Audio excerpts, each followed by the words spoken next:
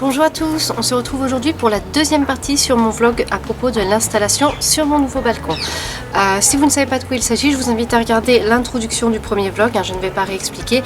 Là on va rentrer directement dans le vif du sujet et puis c'est parti. Pour commencer, on va s'occuper de la Véronique arbustive. Je vous avais dit dans la première partie qu'elle était en bien mauvais état, mais elle repart, elle a des pousses. Donc je vais d'abord faire une taille, ensuite je vais la dépoter et la rempoter. Alors vous voyez, j'effectue une taille assez sévère, je n'ai vraiment pas besoin de garder toutes les branches qui ont séché puisqu'elles ne vont rien donner au bout. Les jeunes pousses sont au départ, donc je fais vraiment une taille sévère, je tente le tout pour le tout. Alors je vais d'abord vous montrer le rempotage de mon cyprès de Lambert. Je crois que c'est un cyprès de Lambert, ça s'appelle un Cupressus Goldcrest. Parce que pour la Véronique arbustive, je n'ai pas le bon pot en fait. Il faut que j'aille le sortir de la cave, il est coincé derrière des cartons, donc on verra ça après. Donc je vais vous montrer son rempotage. Je l'avais acheté justement pour le nouveau balcon parce que j'aimais bien cette taille avec une boule en bas, une boule en haut et puis on a le tronc entre les deux. Je trouve ça super sympa. Je vous l'avais dit précédemment, il a pris un coup de chaud, j'ai l'impression. Il est devenu tout sec, donc à voir.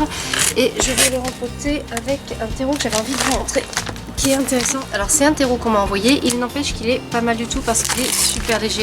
Habituellement, un sac de terreau de cette taille-là, c'est très lourd à porter. Celui-ci, déjà, rien qu'à tenir à la main, il est plus léger. Et surtout, dans le pot, il est plus léger. Il est formulé pour avoir une bonne rétention d'eau. Et puis, normalement, il ne devrait pas se tasser comme le font souvent les terreaux en pot. C'est un petit peu le gros problème. Donc, je vais essayer ça et je vous en donnerai des nouvelles rapidement. Je pense que ça peut être pas mal, que ça peut être un bon progrès. Et je pense notamment aux personnes qui n'ont pas envie d'avoir du terreau, plus du sable, plus de la perlite à stocker. Je pense que ça peut être un bon compromis, un truc en fait qui va réunir un petit peu toutes les qualités de ce qu'on fabrique nous-mêmes. Donc c'est parti.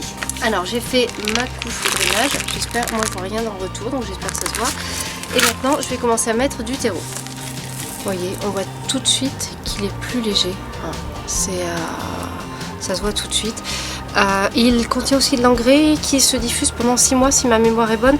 Donc si vous utilisez ça, surtout ne vous amusez pas à fertiliser en plus. Il y en a suffisamment pour 6 mois. Si vous rempotez au printemps, vous ne fertilisez pas avant le printemps suivant. Voilà, j'ai dégagé la motte le plus délicatement possible à la main pour ne pas l'abîmer. Déjà qu'il a assez souffert. Voilà, et maintenant je vais remplir avec mon terreau tout autour et puis après je vais remettre une petite couche par-dessus. Voilà, donc là j'ai rempoté. Alors je ne monte pas le substrat plus haut puisque je vais mettre une couche de paillage après. C'est marrant, ça reste assez moelleux, c'est rigolo. Donc je pense que ça peut tenir ses promesses de substrat qui est léger, donc qui n'écrase pas les racines au fur et à mesure. Parce que quand le substrat se tasse, forcément après les racines seront un petit peu coincées. Donc ça peut être pas mal. Et j'ajouterai, alors je vais pas mettre le paillage tout de suite parce que en fait il est à la cave. Donc je vais faire d'autres choses d'abord. Et puis on se retrouve avec la suite. Et là, regardez, là ça a drôlement changé. Je pense que si vous aviez vu un peu dans le vlog précédent à quoi ça ressemblait, vous comprenez le changement. Voilà. Donc tout de suite on retrouve l'espace, les plantes sont placées et puis là-bas on a l'espace salon de jardin. Alors il a plu, une tempête, et moi je pensais que ça protégeait, mais en fait c'est plus étanche du tout, c'est tout abîmé. Alors justement à propos de ça, hop, faut que je vous explique. Les façades vont être refaites dans quelques mois, donc c'est pour ça que tout ça, ça m'inquiète pas plus que ça va être refait, ça va être tout beau, tout propre. En revanche, ça va se faire pour mon bâtiment entre octobre et décembre. Je crois que ça s'étale sur les 3 mois, ça démarre en octobre. Donc ce qui va se passer malheureusement, c'est qu'il va falloir vider les balcons pendant que le ravalement de façade a lieu. Et là, je sais pas ce que je vais faire, je sais pas ce que je vais faire de mes plantes. Je sais que je ne vais pas pouvoir planter de bulbes de printemps puisqu'il faut les planter en automne, leur laisser passer l'hiver dehors. Donc s'il faut vider le balcon, ça sert à rien. Voilà, donc je suis un peu embêtée et il y a aussi toutes mes vivaces auxquelles je tiens. Si je les rentre à l'intérieur, déjà ça va être infernal dans l'appartement. Et puis sans parler de ça, si elles passent l'hiver à 20 degrés, c'est juste n'importe quoi. Donc il faut que je réfléchisse à une solution, il faut que j'essaie de trouver une solution. Mais ça c'est un petit truc qui va être un petit peu compliqué pour moi. Voilà. Qu'à cela ne tienne, on reprend la visite. Alors là je vous montre, j'ai aligné un petit peu les plantes. Là il est peut-être pas loin de 16 h je pense, quelque chose comme ça. Et vous voyez, j'ai encore pas mal de soleil sur le balcon. Ça c'est sûrement dû au fait que j'ai personne au-dessus de mon appartement. Donc en fait j'ai pas une façade qui me fait de l'ombre. Donc ça c'est royal, je pouvais pas tomber mieux. Voilà, donc on reprend, j'ai là mon agapante. Donc elle a 4 pieds, je ne sais pas si elle va fleurir cette année ou pas, je ne sais pas du tout, ça reste à voir. Mes fraisiers, regardez comme ils vont super bien, j'ai des fleurs de partout, ils font la fête, ils sont heureux, c'est du bonheur. Et alors là dans cet appartement, ici vous voyez, donc déjà là ça fuit, et puis même ici on est à ciel ouvert, ce qui fait que quand il pleut, et ben les plantes sont automatiquement arrosées, donc ça déjà ça va me permettre d'économiser un petit peu sur les arrosages, et ça va permettre aux plantes de vivre plus avec, avec la météo entre guillemets. Voilà. Ensuite, eh bien Jean-Luc, vous me demandiez des nouvelles du Caryoptéris après son rempotage. Et bien vous voyez déjà il est super bien reparti, là il est tout en feuilles, il part super bien. Donc je pense qu'il a bien vécu le rempotage. J'adore ce petit conifère, je sais plus où je l'ai trouvé, c'était totalement par hasard, je suis même pas sûre que c'est un endroit où on me vend des plantes, et je l'ai trouvé magnifique, original, j'adore son port comme ça un petit peu étalé, là son petit aspect un peu buissonnant, donc j'aime beaucoup. Je vais lui ajouter du paillage, on va faire ça ensemble d'ailleurs. Donc c'est parti, là je fais un paillage de coque de cacao, et là comme je viens de le rempoter juste après, je vais lui faire un bon arrosage. Les coques de cacao, ça c'est un truc dingue, ça sent vraiment le cacao. Moi à chaque fois j'ai envie de manger une tablette de chocolat, c'est terrible comme paillage. Voilà, c'est joli comme ça en plus, c'est plus joli. Et j'ai mis ma Véronique arbustive, alors j'ai vidé un peu d'eau qui était dans une coupelle dedans pour l'arroser, mais pareil, je vais lui faire son paillage et ensuite je vais l'arroser comme je viens de la rempoter. Je vous l'avais montré l'autre jour. Vous voyez, elle est en train de repartir là tranquillement, donc une fois rempotée je pense que ça va aller. Là j'avais fait cette jardinière, donc on a encore, je crois bien que c'est un chrysanthème là qui arrive tout juste, et ici aussi à se maintenir, à garder un peu de place, parce que là celle-ci c'est des Muehlenbeckia. Elles se sont drôlement bien étalées, je suis très contente parce que vous voyez c'est quelque chose qui même dans un petit pot peut vraiment s'étaler tout ça et partir comme ça en buissonnant, donc c'est pas en buissonnant justement en rampant, donc ça peut être très intéressant, et honnêtement ça fonctionne tout seul quoi, aucun souci, pas de parasites, pas de maladie, pas d'entretien, j'en suis très contente.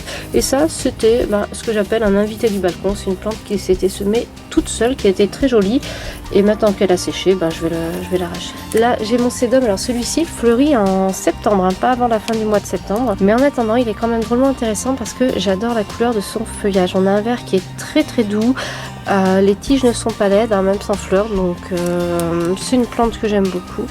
Je vais nettoyer un petit peu, voilà. Là c'est un autre petit sédum que j'avais sauvé il y a quelques temps, sauvé du dépérissement dans une jardinerie, il était trop arrosé, donc maintenant il avait été dans ma jardinière sécheresse et là il est dans un petit pot pour lui. Mon lévisia, je vous avais fait une vidéo, et vous voyez, je vous ai pas menti, il est encore fleuri, et je sais pas si vous vous rappelez, il était envahi par les pucerons, je lui avais donné une bonne douche pour les enlever et ça suffit, donc des fois une bonne douche ça suffit pour éliminer les pucerons. Et là c'est ma lanterne, alors elle a besoin d'un bon nettoyage et puis peut-être d'un coup de peinture, on verra ça, quoique l'aspect un petit peu vieilli ça peut être sympa aussi. Pour l'instant je l'ai placé là, c'est relativement intéressant comme emplacement. Voilà, sans transition, là je vais passer à la suite. Alors maintenant que le balcon est bien rangé, forcément j'ai envie de refaire des plantations, donc là je me suis procuré pas mal d'aromatiques, vous voyez, et j'ai pris aussi 2 fraisiers. J'ai déjà une jardinière de fraisiers là qui va super bien, mais j'ai trouvé, alors avec les fleurs colorées, ça fait longtemps que j'en avais pas vu, donc là c'est à l'idée d'en remettre, c'est un vrai plaisir. Et j'ai pris un Rubis des Jardins, je vous l'avais recommandé dans une de mes vidéos récentes sur les fraisiers.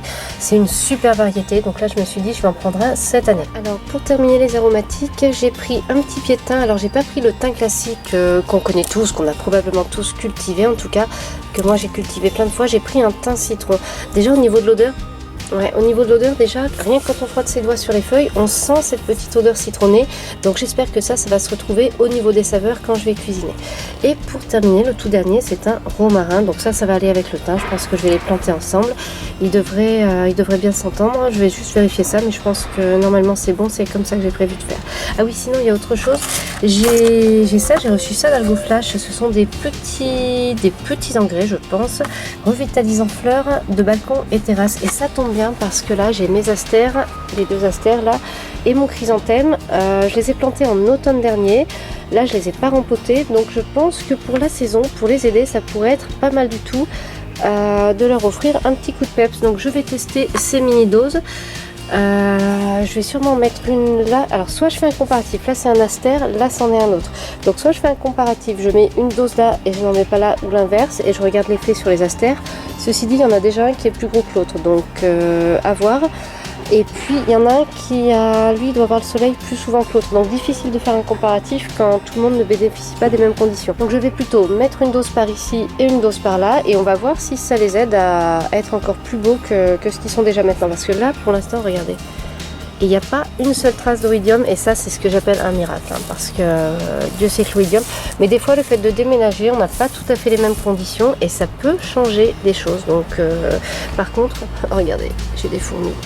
Je les ai remarquées dès que je suis arrivée, dès que j'ai mis mes plantes, elles sont venues voir les plantes et tout, donc bon, on va voir. Alors vous voyez, ça se présente comme ça, donc on en a 5.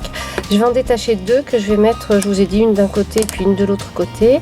Et puis on va voir ce que ça donne. Je suis curieuse de voir si ça donne un bon coup de peps aux plantes. Hop. Alors, vous ne devez rien voir là, à travers les feuilles. Voilà. Alors ils disent de ne pas les mettre dans les racines. En ce qui me concerne, c'est difficile puisqu'elles sont plantées depuis l'automne, donc les racines ont bien dû s'étaler partout. L'idée c'est d'éviter de brûler des racines en allant mettre la pipette juste à côté d'une grosse racine. Là je pense qu'on est bon. Donc on teste ça, moi je vous dirai ce qui se passe, hein, si mes plantes sont encore plus belles qu'avant. J'aimerais bien faire un test comparatif. Il faudrait que je trouve quelqu'un sur mon balcon. Il faudrait que je plante 2 fois la même plante et que je vois ce que ça donne. Et voilà, alors cette fois-ci on était beaucoup moins dans le vlog façon je vous montre ce que je fais, mais vraiment c'était impossible, c'était ingérable, le sol était beaucoup trop sale, il y avait énormément de choses encombrantes. En gros vous auriez eu la même chose que dans le vlog précédent, mais beaucoup moins amusant, on aurait perdu beaucoup plus de temps sur des choses pas intéressantes du tout. Voilà, donc là je vous ai montré un petit peu plus sur quoi on arrive, et puis on va se retrouver pour une vidéo relooking de balcon, parce que bien entendu je ne vais pas le laisser comme ça. Là j'ai juste l'idée c'était de s'installer après le déménagement, d'installer les plantes, de réinstaller les affaires, et puis de voir déjà d'avoir une base, un aménagement de base. Voilà, donc j'espère que ça vous a plu aussi. J'ai l'impression du coup que c'était forcément moins intéressant que le premier vlog, mais vraiment c'était trop difficile à faire, il y avait trop de saleté, j'arrivais pas à filmer, je ne savais même pas où placer le trépied. Pour mettre la caméra, c'était très compliqué. Donc vous avez apprécié les vlogs, moi j'ai beaucoup aimé les tourner.